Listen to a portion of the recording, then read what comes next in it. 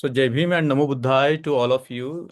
Today we are starting our six sessions, the first session of the six sessions that we planned on what we titled as Learning the Dhamma through Jataka Tales. So, today, by the way of, I won't say introduction, but as an induction into the topic that we are going to cover in next 6 sessions. I'm going to go take you through a presentation that I made, which will be helpful to us to understand the place of Jataka in our Buddhist life and in the Buddhist practices. So let me share my screen here.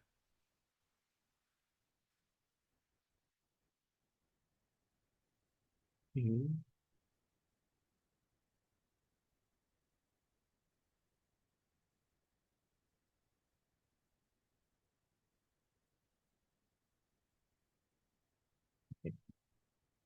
So the title, as I told you, is Learn Dhamma with Jataka Tales, and I'm going to take you through the sort of an induction into the 6 weeks of our course or time together. So, before we start off, I would like to pay my respect and homage to this great man, a great Buddhist scholar who died in 2018, but he laid a great legacy behind, and particularly the kind of work that he had done in terms of the Jataka Tales is a wonderful, wonderful work that he has left behind. And this book he published after his death. This book was published, Wisdom as a Way of Life, which is sort of a bedrock for the presentation that I'm going to make today. And in this book, he tried to have a very larger goal of reimagining the Theravada Buddhism. Very technical book. If you could lay your hand on it, and if you can, work through it, it's a great, great book to understand, the Jataka tales, and of course, the Buddhism in the day-to-day life. And a few years back, before he died, he also conducted a workshop on this great Jataka story known throughout the Buddhist world as the Vesantara Jataka story. It's a fascinating story, which is the last story in the Jataka canons. And so I just wanted to begin with paying respect to this great man whose great work becomes a bedrock for what I'm going to present to you today as to how we can look at the Jataka tales. So the question naturally arises, why study Jataka tales? And I think this is a very important sort of question that should form in our mind as to why we should study the Jataka tales. So narrative thinking is all about stories, all about, dramas, all about episodes, all about novels, epics, and you name it. And when we think about the Buddhist education project, we cannot but think about the narrative thinking because it forms a very, very large chunk of what we can term as the Buddhist education project. So, narrative thinking being an aspect of the Buddhist education project, the study of the Jataka tales is very important. I would say the very essential part of the Buddhist education project. So, let's go further. So why do we need, traditionally the Buddhist training is called a Sikha Pada. Pada is of course the steps. So steps in training for what? The ultimate goal is of course the Bahujan Hitaya and Bahujan Sukhaya. The kind of motif that you are going to find throughout the Jataka tales is the motif of a person who is sacrificing his life for the sake of others. That's the keynote of the major Jataka tales. And of course, the aim of the Buddhism is to really, really develop cultivate the wise and emotionally intelligent people.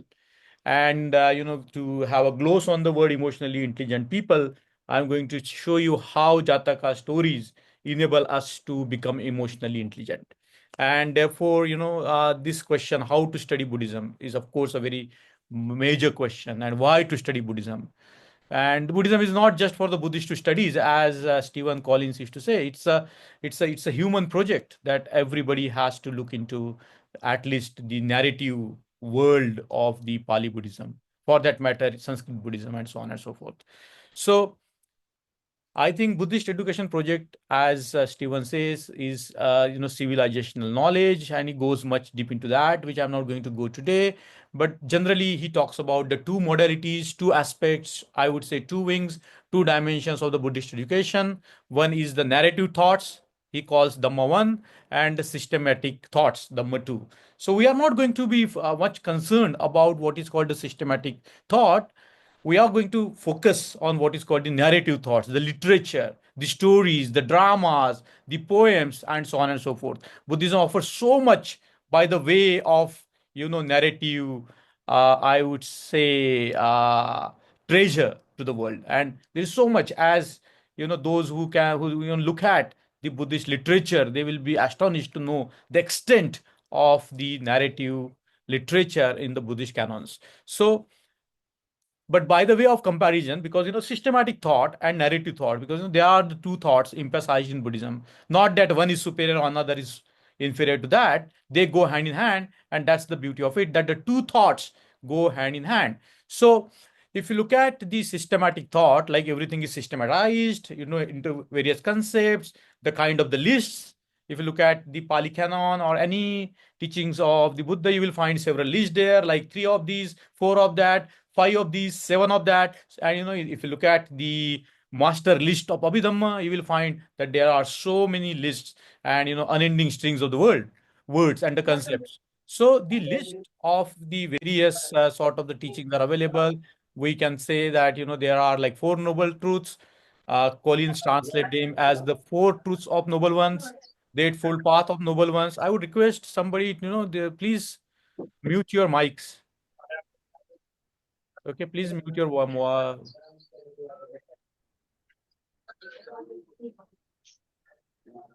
Sanjay, please mute your mic, please. So you see, this is what is all about. When you talk about the systematic thought in terms of the four truths of noble ones, eightfold path of noble ones, five precepts. It's all this numerical listing of the various teachings of the Buddha in terms of the various concepts, various ideas. But the narrative thoughts are not like that. The narrative thoughts are, like the stories. They are scattered in various parts of Tripitaka, Attakathas. They are part of the commentaries on Dhammapada, and of course the life of the Buddha, and it goes like to the extent of having so many stories included in the Jataka Katha. Systematic thought is about thoughts, as we know about thinking, and narrative thought is about imagination or images or the stories, the plots, and so on. And of course, systematic thought entails the philosophy, and we all know that studying philosophy is too hard. But if you look at the literary forms like stories, epics, and novels, they don't make have a lot of uh, bearing on attention. We can just watch them, or we can just study them in a relaxed way. Systematic thought is also about what we can say the silent teachings. So it entails the meditational practices, and narrative thoughts most of the times they are performed like recitation. So there is a kind of the difference of the silence and the sound between the systematic thought and narrative thought. And of course the systematic thoughts become abstract and conceptual, while the narrative thoughts in terms of the stories, dramas, we can have a concrete and accessible sort of the look at that. Now, when we go further, if you look at the systematic thought, like the teachings of the Buddha in terms of the four noble truths, Raka, can you mute your mic, please? Yeah, yeah, sure, sure. I'll mute it. Yeah. So you see, they are non-temporal. Like there is no time involved there. Like when you to think about the four noble truths, but when you to think about the narrative thought, there is a plot, there is a beginning, there is a kind of something in the middle and at the end. So the narrative thought is a temporal thinking. Of course, systematic thought entails intellectual dimension of a being, and narrative thoughts, of course, appeal to our emotional side of our consciousness. And it's like cultivating the emotional intelligence, and it's very important. And systematic thought is about how to act, how to learn. I'm just putting up this comparison before you so that we begin to appreciate the depth of the Jataka Tales. They are not mere stories. They are not mere children literature as it is posed. It's very deep. It's an aspect of the Dhamma. It's the aspect of the Buddhist education project. And of course, systematic thought is about seeing as it is, Vipassana Dura, carrying the burden of the insight, and narrative thought, entails Grantha Dura. Two of the things together has to go together, the systematic thought and the narrative thought. And the systematic thought appeals to the ultimate. I'm not going to go into that. Narrative thought is involving language, and the language is ultimately consensual. It's a social phenomena. So, the narrative thought is about the society, the day-to-day experience of us. Now, systematic thoughts mostly involve, as I said, the list, like the Four Noble Truths, five of these, seven of that, 11 of these, 12 of that. So, and it entails a lot of nouns and adjectives. The Stephen says that if you look at the Abhidhamma, it's all about nouns and adjectives. But if you look at the narrative thoughts, it's action oriented, and there are actants. Like there are the protagonist and the antagonist, and there is a plot, there is a situation, there is a circumstances. So the big difference even in terms of the language used in the systematic thought and the narrative thoughts, and he calls it systematic thoughts Dhamma 2 and day-to-day Dhamma that we see in the Jataka Tales, how it comes into life, in the life situation that we live day by day. Now, the logical thinking is, of course, very important, but it needs very focused attention. But when it comes to the non-logical logic things, like something to when we are watching something, when you are reading some story, we does not need focused attention. Sometimes the systematic thought, like if you think about Nagarjuna's thought or any great philosopher, it's accessible if we have a kind of very specialized training. It's not that all cannot access. We can all access, provided that we have some specialized training. But a narrative thought doesn't need, the specialized training. It's the stories, the dramas, the poems, they are all accessible to all of us.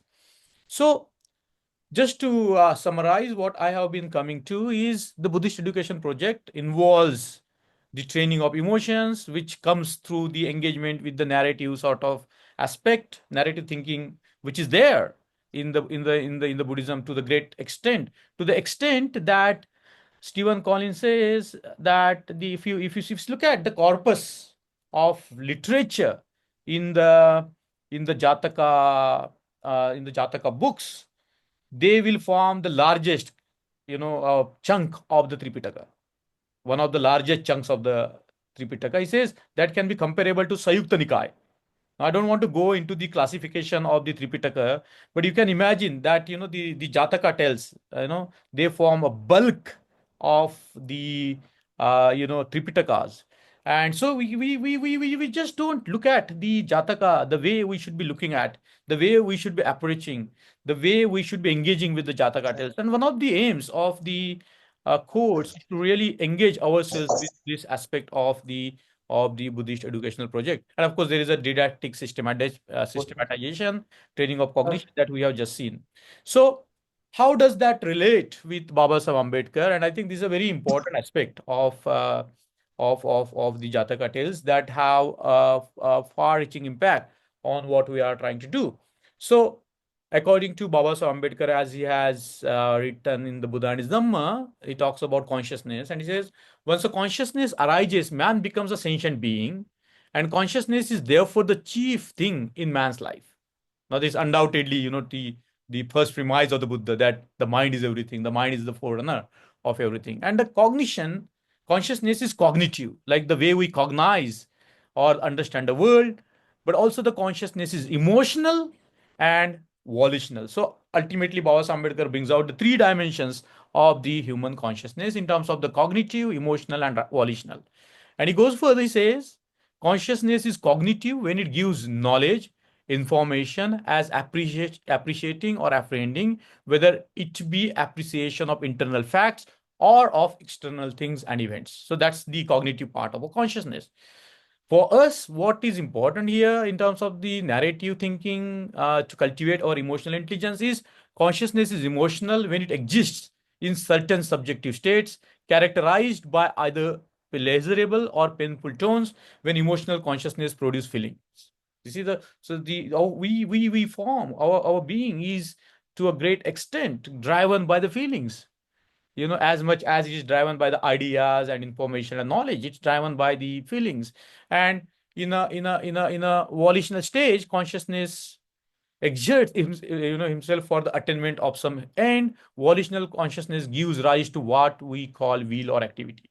So, these are the three dimensions that Baba Ambedkar has brought into. So, just bear in mind that, how we can cultivate our emotions, how we can take care of the emotion of others. I think this forms a very, very heart of the Buddha's practice. So, what are the Jataka tales? They are the birth stories of the Buddha, and they are part of the Tripitaka, as I said, one of the books of Khudak Nikaya. There are five Nikayas in Sutta Pitak, and one of the Nikaya is Khudak Nikaya, and the Jatakas form the part of the Khudak Nikaya. And they are not just moral tales; they are very complex and sophisticated literature. The scholar says that the Pali language used in the Jataka tales is very complex.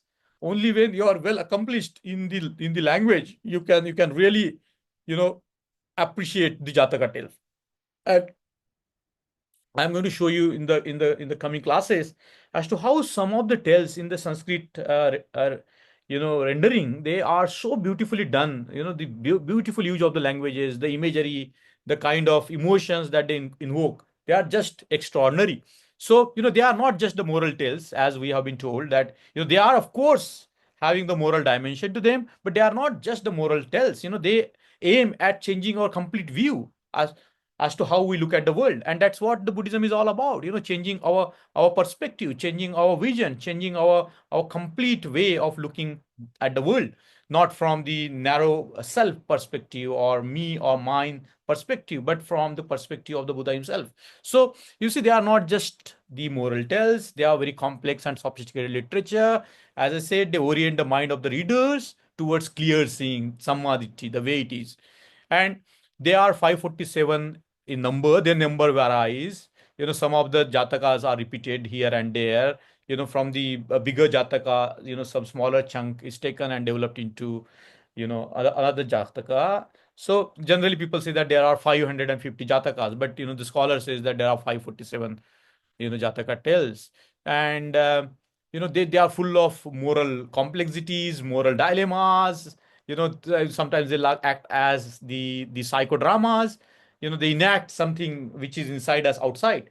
And, by the way of that, we can learn a lot about our own selves. And there is a very interesting scholar who has written a very interesting book on the therapeutic aspect of this Sri Lankan scholar, written a great book on how psychotherapies are there, the practice of psychotherapy is there in the Jataka tales. So I'm going to talk about that in the coming classes, but I just want to tell you what are the Jataka tales. So they are told in many ways, but constituent elements remain the same. So you might find one version of Jataka repeated in the several aspect, but the constitution or the basic plot remains the same. And the supplementary elements arise. Of course, Jataka tales, because they are the tales, the stories, they are subjected to many interpretations. So you cannot say that this is what it means, because that's how the kind of the diversity of the opinions that the Jataka produces. The stories is all about diversity, while the systematic thought is about unity. Producing the unity or coherence. But if you look at the tales, or if you look at the movies or dramas, they sort of produce a lot of diversity, and they are, of course, subjected to many interpretations. They are written in Sanskrit very beautifully, called the Garland of the Jataka, Jataka Mala, by Arya Shur and Hari Bhatta. I recommend all of you, if you get time, to go through them. They are the literary very higher forms of literature, and some of them are carved in the stones. If you go to Bharut, you go to Sanchi, you go to any Buddhist site, you will find Jatakas there. And the Jatakas came into being before the written text came into being. Now that is the importance of the Jataka. Before the Tirupitaka were written down, the Jatakas were sculpted, painted all over the places. They are still performed in the Buddhist countries, and they found the part and parcel of the Buddhist culture. So, what are the birth stories? To look at the context of the Jataka stories, they are placed between the vow of Sumedha under the Buddha Dipankara to become the Samma Sambuddha. So we know that there is a story. There was, in the long, deep time, there was a Buddha Dipankara, and there was Sumedha, an ascetic who was practicing, sincerely. And Dipankar was to come to the town, Buddha Dipankar, and they were trying to forge a river, make it passable for the Buddha Dipankara, and people were working on work there. And Sumedha also volunteers to work to create, produce the pathway for the Buddha Dipankara. But some of the part of the river is still exposed, and there is a mud. So Sumedh just throws his body on the path, and the Buddha Dipankara crosses. And there is this very beautiful episode where Sumedha vows that one day also I would become the Samma Sambuddha. And from that point onwards to the enlightenment of the Siddhartha Gautama, whatever there is in between, it's the realm of the Jataka tales.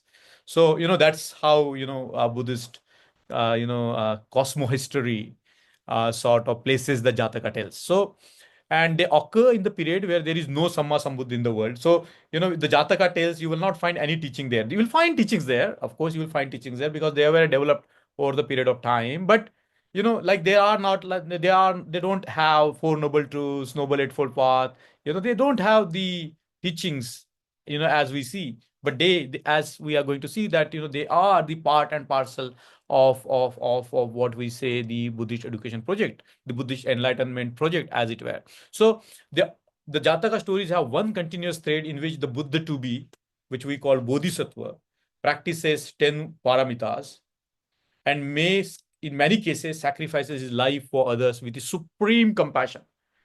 The Bodhisattva is the embodiment of Mahakaruna. He just, he cannot see the suffering of the people, and he just, some of the stories are so moving, and we are going to study some of the stories and look at that, that aspect of the Buddha to be the Bodhisattva. And as the Pali, the way the Jatakas are compiled, the last 10 are called the Mahanipat, and there are 10 Jatakas. They say that they correlate with the 10 paramitas, which are essential for the Buddha to be, to practice in order to become the Samyak Sambuddha. So in the Jataka tales, the Bodhisattva comes as a very common person. Sometimes he's a king, sometimes a prince, sometimes a poor man, sometimes a merchant, sometimes even an animal, sometimes a Naga. He is like us because he is not yet the Buddha. He is Buddha to be aspiring to become the Buddha. So he is, facing all the dilemmas of the life, all the problems of our lives that we face on the day-to-day basis. And the way he deals with them with wisdom and compassion is the message of the Jataka. And how many books we read, they don't make a lot of impact, logical things. But these stories can have a very transforming effect on our being. So this is what is the realm of Jatakas. So the Jatakas form one of the 9 teachings devices of the Buddha. There is the 9 ways Buddha has taught, and this is called Navanga Sattu Sasan. There are the 9 wings, organs of the ministry of the Buddha. Now Sasan and the ministry, they don't really communicate. Sasan is about the teaching and the institution founded by the Buddha. So there is of course Tripitaka, which forms the part of the Sasan of the Buddha, and of course the institutions like the monastic institute, all the bhikshus and bhikshunis, and of course the accomplished layperson. There is not much difference there. So you see, not abstract concept and teachings, but the concrete situations, plots, and persons. That's what you are going to see in the Jataka tales. You are going to see the concrete situations, perplexing situation, sometimes very, very challenging situations. There are plots and there are persons, actants. They just don't teach the moral values. They go much deeper, as we are going to see. They are far-reaching implications. They orient the human mind towards the vision of the Buddha to be, to reach complete enlightenment. And as they are the stories of the Buddha to be, they provide valuable insights about how we can live our day-to-day life based on the wisdom and commitment of the Bodhisattva. So, I just put this slide to bring out the connection between Baba Sahib Ambedkar and Jataka Tales. So he, in the Buddha and his Dhamma, refers to what he calls the theory of the Jataka. And I think I found this is very interesting when he talks about the theory of Jataka. He says the theory of the Jataka, or birth stages of a Bodhisattva, appears analogous to the Brahmanic theory of avatars, that is the theory of incarnations of God.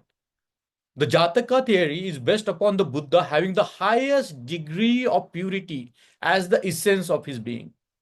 You see, that's how the Bodhisattva to be lives his life, 550 lives,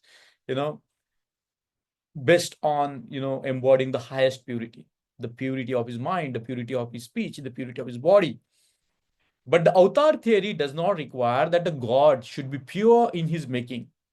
All that the Brahminic theory of avatar says is that God saves his followers by taking different forms, although the god may be very impure and immoral in his conduct. The theory that to be a bodhisattva for 10 lives, that's the Mahanipat, the last 10 stories among the 550 stories, as a condition precedent for becoming a Buddha has no parallel anywhere. No other religion calls upon its founder to answer such a test.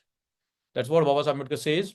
And who and what is a bodhisattva? This is very interesting for us as we are thinking about the Buddhist education project. Sikhapadang, the stages, the bhumis that, so Baba Ambedkar includes 10 stages. That's a bhumi from the Mahayana scriptures. Bodhisattva Bhumi Sutra is attributed sometimes to the great Buddhist philosopher Vasubandhu. And the 10 stages Baba Ambedkar describes in the Buddha and Dhamma, the Mudita, Vimala, Prabhakari, Arshishmati, Sudurjaya. I'm not going to go into that. I just put it here just to show that, the 10 paramitas and the Dasabhumi, they together, according to Baba Ambedkar, equip the Bodhisattva to become the Buddha. And Baba Ambedkar was exposed to the Jataka Tales very early on in his Columbia days.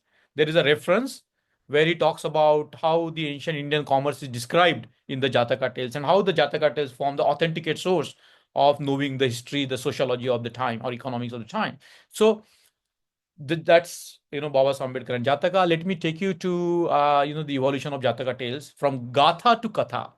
So Jatak Katha, of course, we say Jatak Katha, and they evolved from the Gatha in the most ancient of their existence. They were the Gathas, and the Gathas were included in Khudak Nikaya, and then the latter Buddhists they developed them into the concrete stories. And there is, I would say, a period of 1,000 years of that development, at least 1,000 years, where between the fully blown form of the Jataka Tales and the kind of the stories that the Buddha, the gathas that Buddha left behind. I'm going to show you how the Jataka Tales evolved. So some scholars argue that the Buddha was familiar with the vast repository of the folklores. That may be so, but this view is not accepted by many scholars as the Jataka Tales are not folk tales. They are not folklores. They are much sophisticated. They are much developed. They are, some of the Jataka tales are comparable to epics, like the Vesantara Jataka or Mahaswadana Jataka. They are comparable to the epics. Some of them are comparable to the novels. There are some of them are very big, some of them are very small. So if a Jataka is created from one Gatha, that is Ekanipat.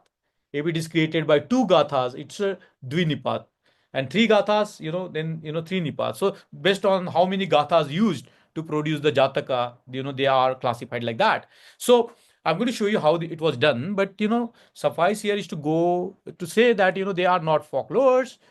The Buddha is, of course, great teacher of humanity, was a master storyteller, and his storytelling ability. We all love stories. If you the child love stories, the adults love stories. That's why we are fascinated by the movies. So we're fascinated by dramas. We all love stories, and we can say that we are story loving animals, isn't it? That's how a lot of things have evolved, because we love the stories. And if you look at all the religions, they tell certain kind of a story as to how, where we come from, where we are going to go.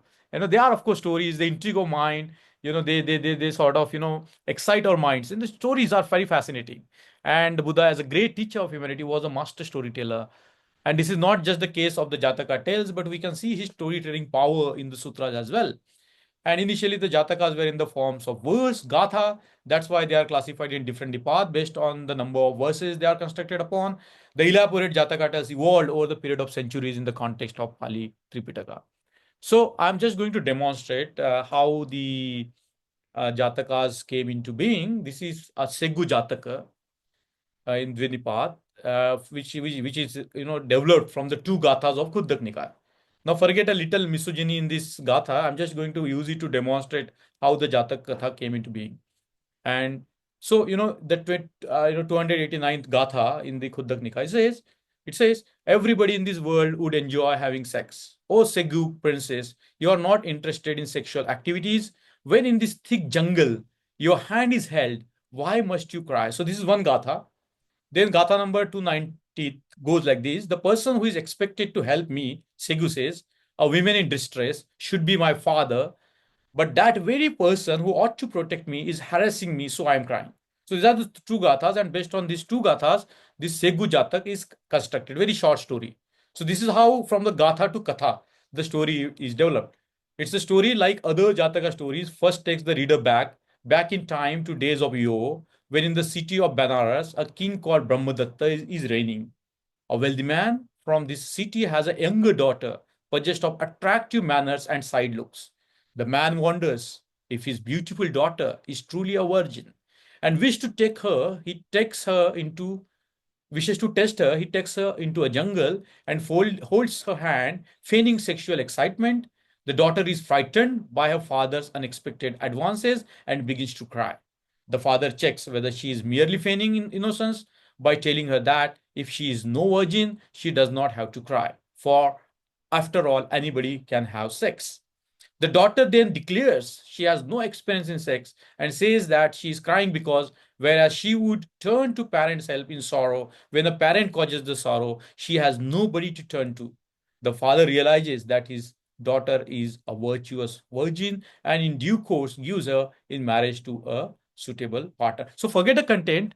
Just to, this is brought into by the Sri Lankan scholars, showing how the gathas evolved into kathas. So, these two gathas, how they were developed into a concrete story, this I just wanted to demonstrate that to you. So, where is our bodhisattva in the story? So hi, there's a question. Where is our bodhisattva? So in every story, there has to be our bodhisattva. So where is the bodhisattva in the story? As you can see from this painting, our bodhisattva is a tree goddess here. He's a witness to the scene. So sometimes the Buddha is a very important actant. Sometimes the Buddha is just witnessing the scene. Buddha to be the bodhisattva. The Buddha to be the bodhisattva. So here, where is our bodhisattva? He's hiding in the tree. He's the tree goddess. Witnessing the scene. So structure of the Jataka tales is very simple. There is the story of the present. Some monks are discussing something. The Buddha comes to know that the monks are discussing something. The Buddha goes there. That's the story of the present. So there is a city of Savasti or Rajgir where the monks are discussing. The names of the monks are specified. And then the Buddha comes and then he tells them the story of the past. And, that's the Jataka tale. The core story is the Jataka tale. And in the conclusion, the Buddha makes the connection between the present and the past, which is called the Sambodhan. Sambodhan means making the connection, the conclusion, as we can say. So, there are many ways by which we can classify the Jataka tales, but for the sake of understanding them, I'm going to follow Stephen Collins. He says, apparently simple stories. So, there are very simple stories, very, very simple stories. Like there are Dhamma stories of friendship, care for parents, justified violence. Of course, there is a lot of jokes, a lot of comedy in some of the Jataka tales. Then there are, of course, animals, stories where the animals are literally talking, as we are going to see in the story that we are going to study today. There is karma and rebirth stories, but not much. Jatakas is not about karma and rebirth. There are a few stories, and they are not like jointed stories. You cannot from one Jataka, the Buddha goes into another Jataka. You cannot find a relationship. There is, of course, one philosophical story, very deeply philosophical story called the Mahabodhi Jataka. And Sarah Shaw, one of the leading scholars of the Jataka Tales, she has also pointed out one story where the Abhidhamma elements are included. So I'm going to go through some of them and in the course of our classes. But this is just the sort of a classification of Jataka Tales that we can see. So today I'm going to look at a very interesting Jataka Tales to begin with, and I'm going to read it. I asked one of our friends to read, but she was not available. Maybe in the next classes, some of you should be trained to read the Jataka tales. So, this is a very interesting book written by a very great Zen teacher, Rafe Martin, and he uses the Jataka tales to teach the Dhamma. And he's a Zen teacher. He's not a Theravada teacher. But the point here is this, that the Jatakas forms the unity of Buddhism throughout the world. They are the part and parcel of China. They are the part and parcel of all the Theravada's countries. Now they are increasingly becoming popular in the West. So Jataka stories, they have the potential to create the unity of all the different Buddhist schools. The great thinkers like like Dogen, as Rev says, was so much fond of the Jataka tells. He's known for his very abstract philosophical thinking. And the Jataka stories were like the mental mental sort of what I would say, uh, furniture of all the great Buddhist teachers. In their Dhamma talks, they talk about so many Jataka tales, and they bring in examples from so many things. It's like a repertoire of the stories, and it's very important. Like in the repertoire of a music, you have, let's say, hundreds of pieces, and you cull some element from here, another element from there. You make them into beautiful sort of a collage to present to the people. Like that. The Jataka story, the repertoire of 550 stories. This is so important that if we begin to study them, they become the part of our mental furniture.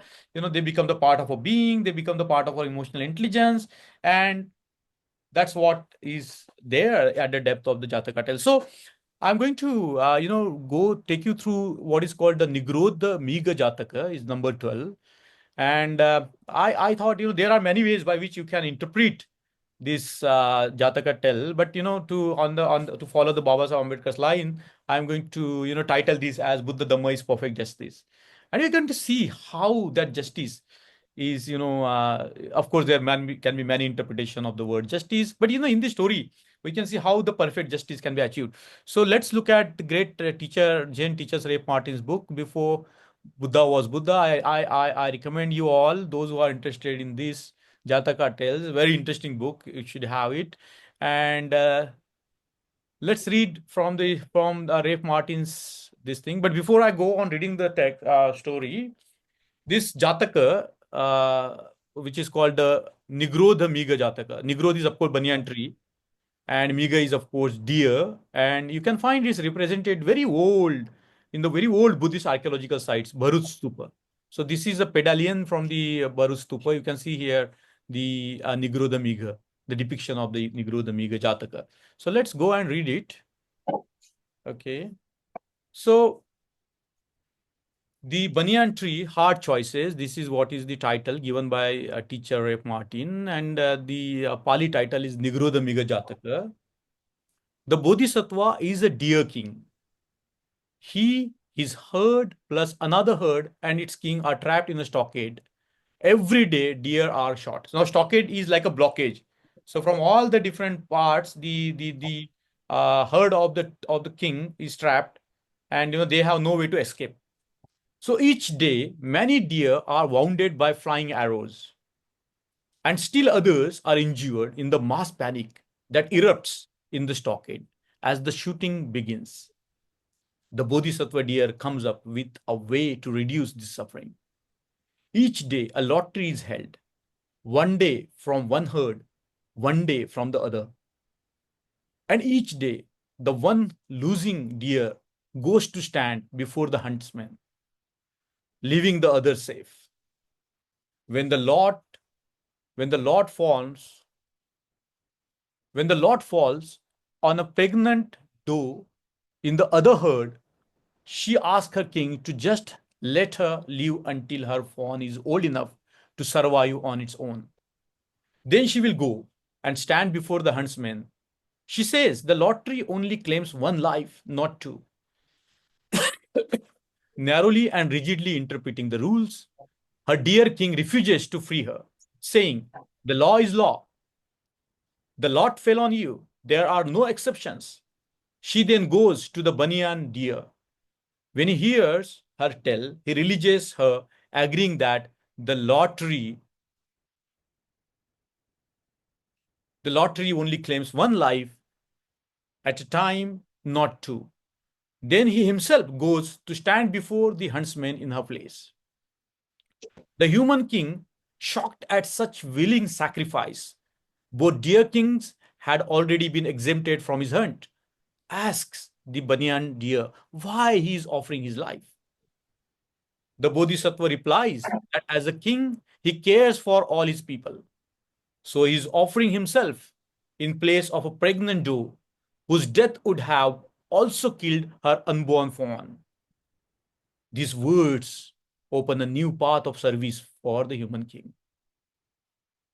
To reward the Bodhisattva deer for this teaching, he tells him that he and his herd are free and can now go live in peace. The banyan deer says that if he and his herd are freed, the other herd will only suffer even more. They alone will be shot and killed in the stockade. So, knowing this truth, he cannot just go and live in peace.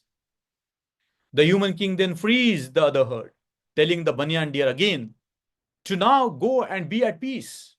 But the banyan tree refuses again, repeating that if he accepts the king's offer and goes now, all the other four-footed animals of the forest will be hunted even more mercilessly.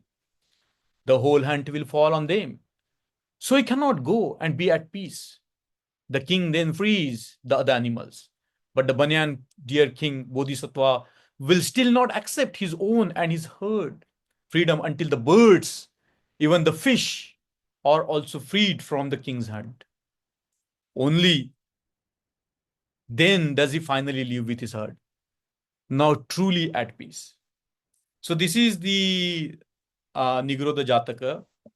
And I would now open up the class for any reflection from your side and any interpretation from you all.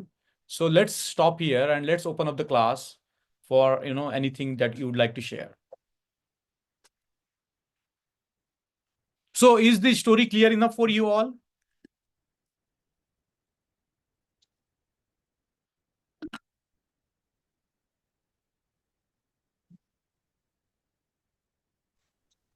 Yes, sir, it was clear. Okay. So anything that you would like to comment upon, or anything that you would like to, what struck you when we were talking about this story?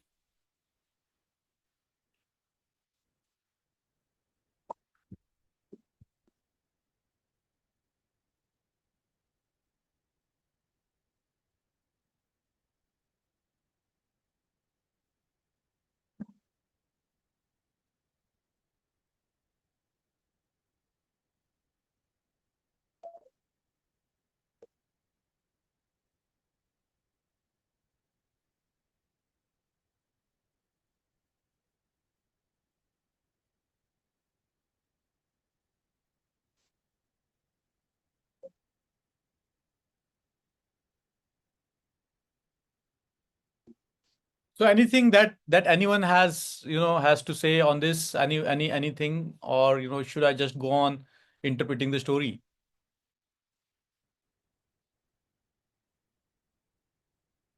Yeah, I mean, it is very moving. I mean, when the king himself is offering himself for the, you know, to the huntsman. I mean, for the sake, for the people. So that's very, you know, that is something that we don't get to see in today's political scenario, you know. So that is very, such a noble act, Mhm. which is not visible in today's political scenario. Mhm. Yeah.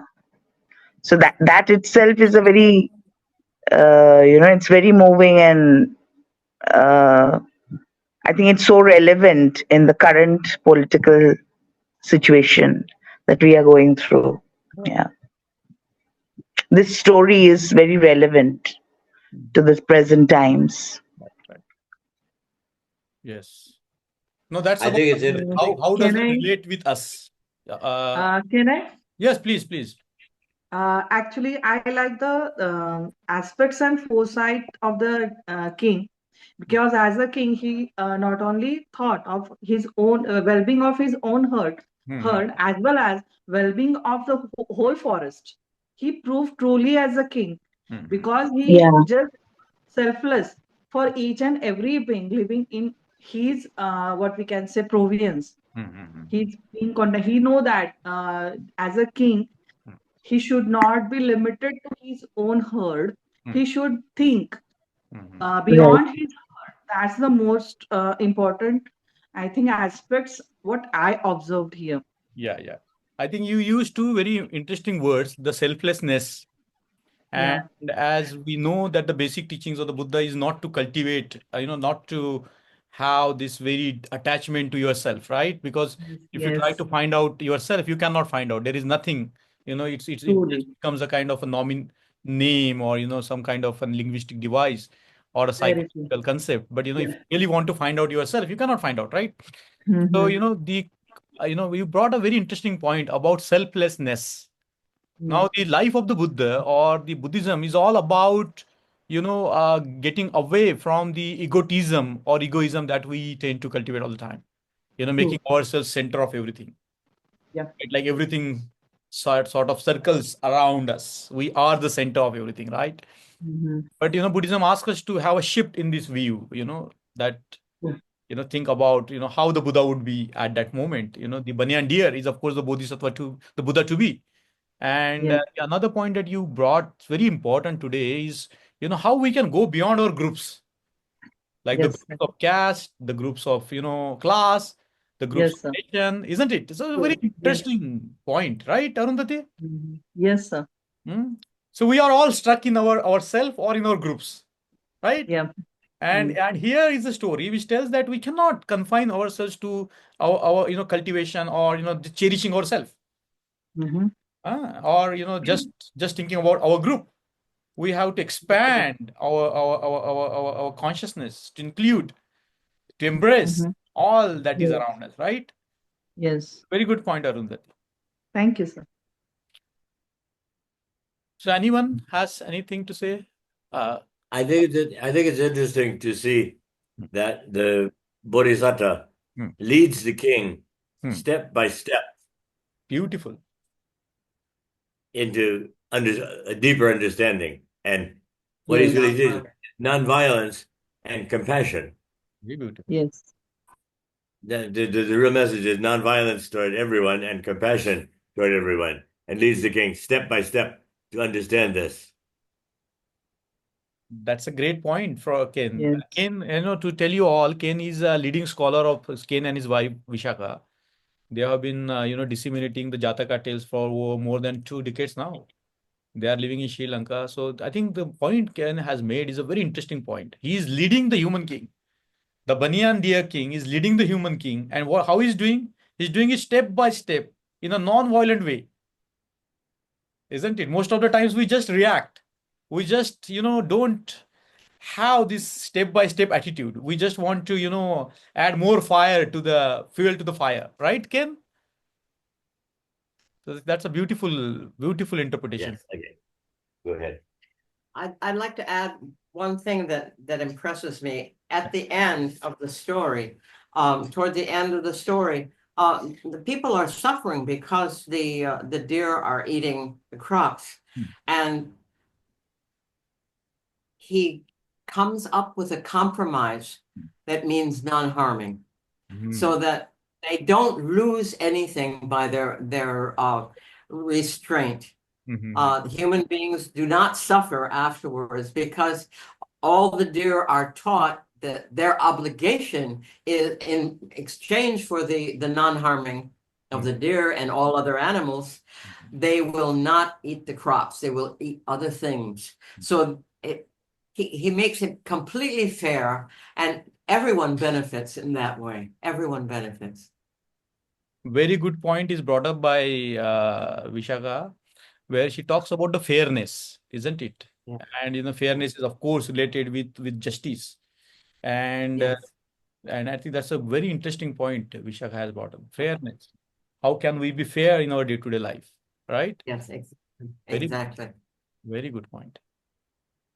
Thank you. Acha, Mangesh bhai, you have referred about two books. One is Ref Martin and another is Stephen Collins. The contents are more or less similar or different? Very different. The first, this is Steve Collins' book is very technical, Okay. and it needs a lot of patience to go through. I'm going to forward the link to that book, and very interesting. So I just wanted to use it to create the kind of a background as to why we should study the Jataka Tales. How So they we should start with the Ref Martin.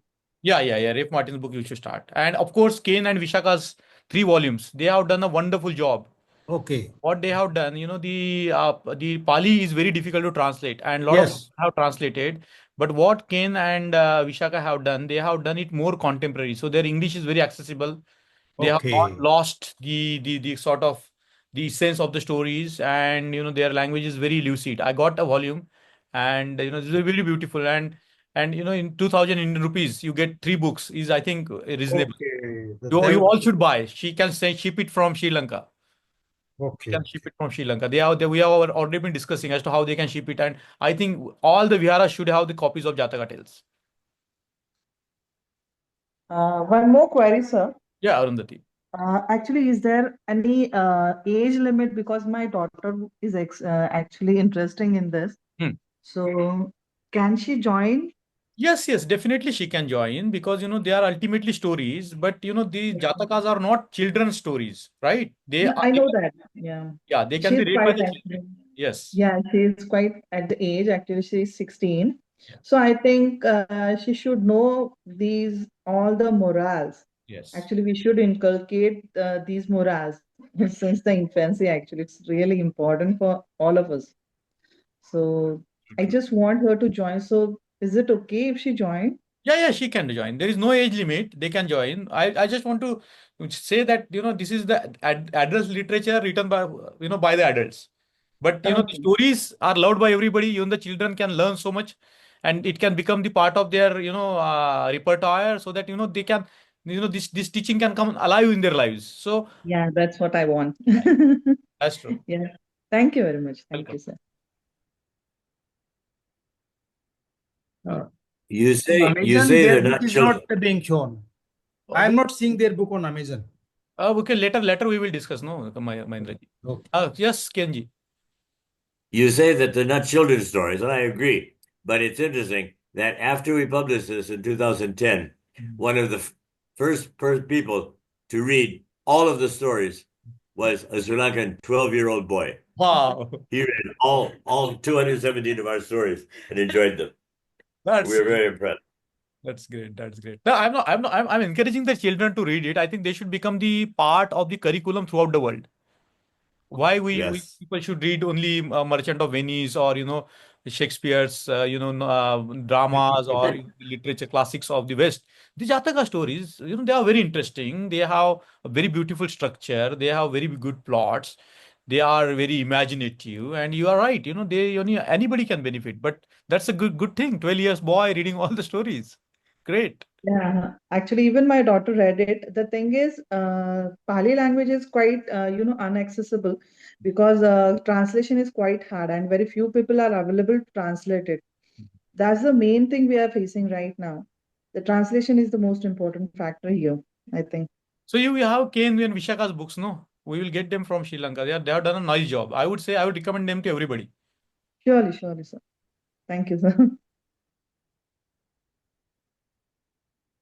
So anybody has anything to say before I gloss over some of the aspect of the story? Yes, sir. The story you have selected was really great. Hmm.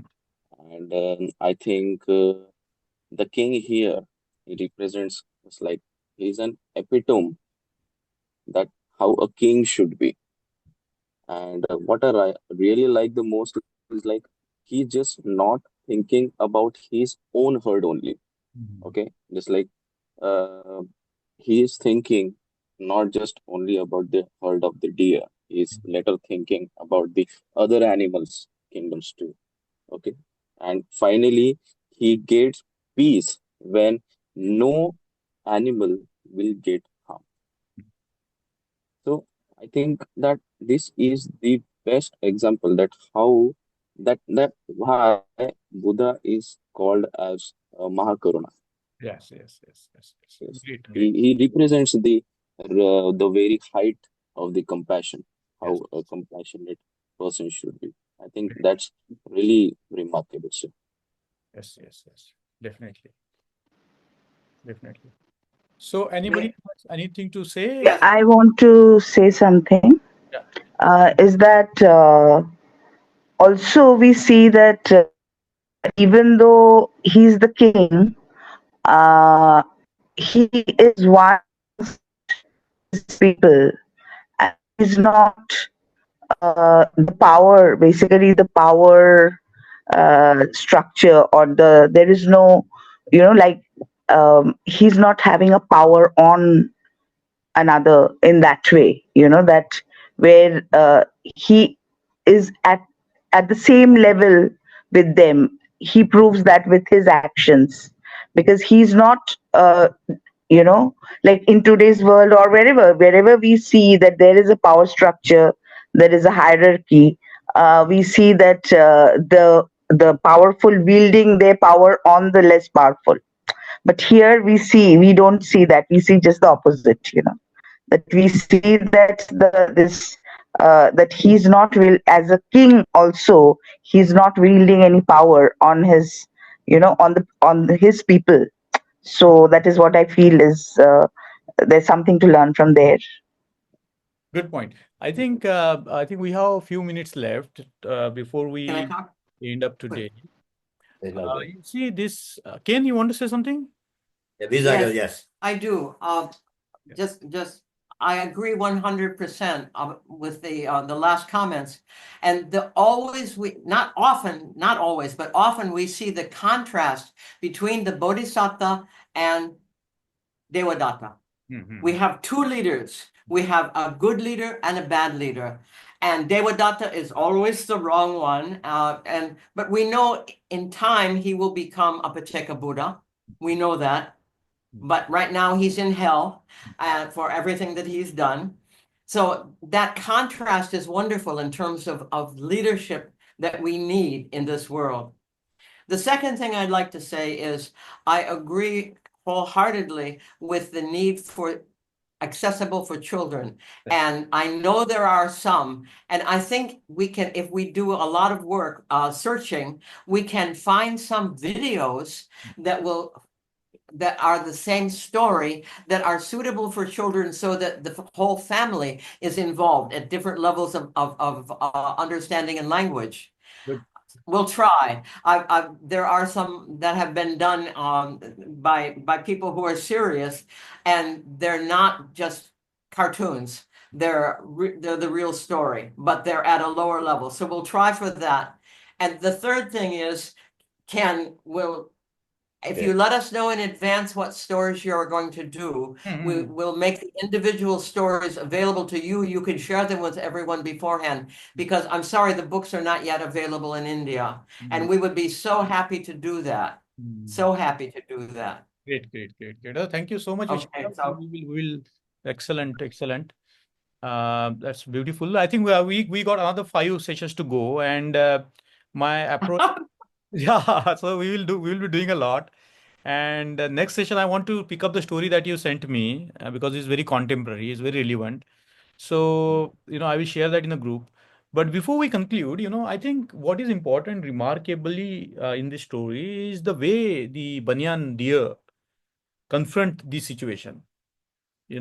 We either try to escape, run away, or, become mealy-mouthed.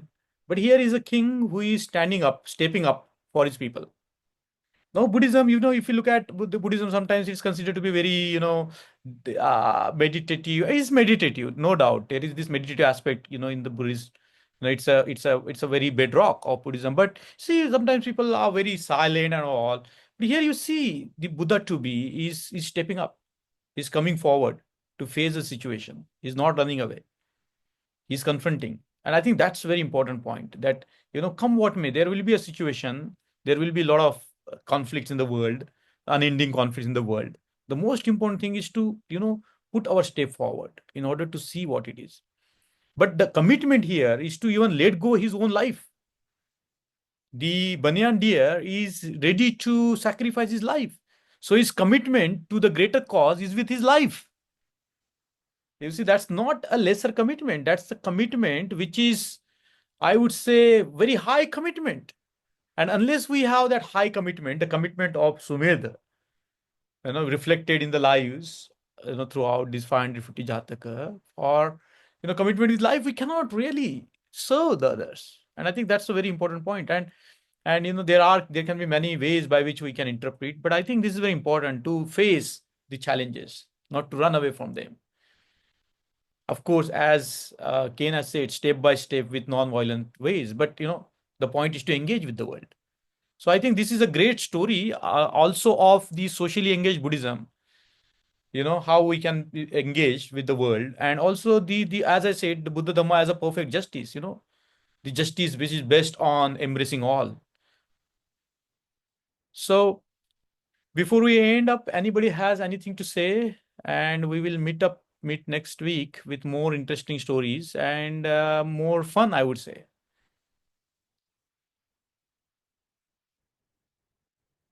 So, thank you all. It's wonderful to see you all. It's a good number of people joining in. I hope you will be joining in again in the next sessions. I think you join in for all the 6 sessions and learn whatever you can from this great treasure trove that is the part of the world literature that's so beautifully offered by the Buddha and his sasana to us so that we can benefit. So thank you all and see you next week. Thank you. Thank you. Thank you. Thank you, sir. Wonderful. It was Thank you. really great. Thank you. It was a beautiful class. Thank you. Yeah, it is very beautiful class. Wonderful. Thank you. Thank you.